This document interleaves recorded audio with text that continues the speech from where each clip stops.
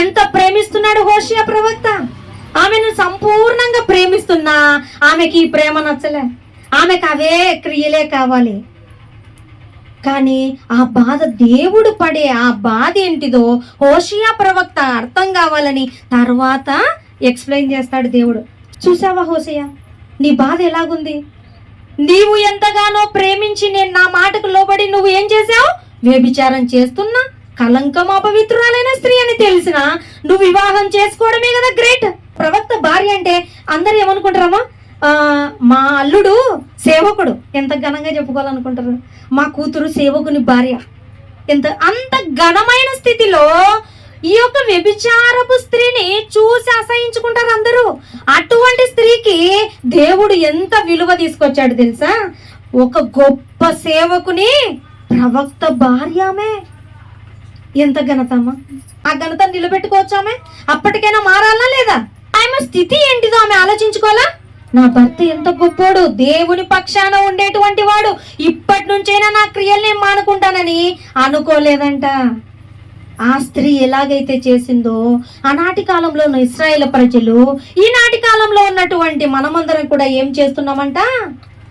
ఆయన ఎంత చెప్తున్నా వినట్లేదంట. దేవుని మాటను నిర్లక్ష్య పెడుతున్నామంట. అరే, నా స్థితి ఏంటిది? నేను పాపిని కదా, క్రీస్తు ద్వారా నేను పవిత్రురాలవుతున్నాను కదా. ఎంత ఘనమైన స్థితి! ఇంత ఘనమైన స్థితి, పరలోకానికి చేర్చే స్థితి, ఆ ఒక్క క్రీస్తు యొక్క ప్రేమను పొందుకునే స్థితి నాకుందా? అర్హత ఉందా? ఎంత పాపులమమ్మ మనుషులంతా. ఈ పాపపు స్థితిని మనం గమనించుకోకుండా క్రీస్తు అంత గొప్పగా మరణించినా కూడా, అంత గొప్పగా ప్రేమించినా కూడా మనమందరము ఏమనుకుంటున్నామంట? మన క్రియలే చేసుకుంటున్నామంట.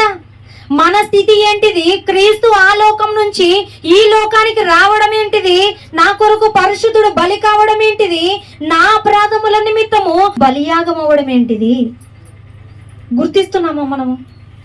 గుర్తిస్తే దేవుడు చెప్పినట్లుగా బ్రతుకుతాంగా. వివాహం చేసుకొని ఎన్ని చెప్తున్నా, ఎంత చెప్తున్నా ప్రవక్త మాట లెక్క చేయకుండా ఆమె పాత క్రియలే చేస్తుందంట. కొత్త జీవితం స్టార్ట్ చేయట్లేదంట. దేవుడు కూడా మనల్ని శాశ్వతమైన ప్రేమతో ఎందుకు ప్రేమించాడో తెలుసా? ఎందుకు కృప చూపిస్తున్నాడో తెలుసా? మనలో ఏ కలంకం ఉండకూడదు, ఏ ముడత ఉండకూడదు.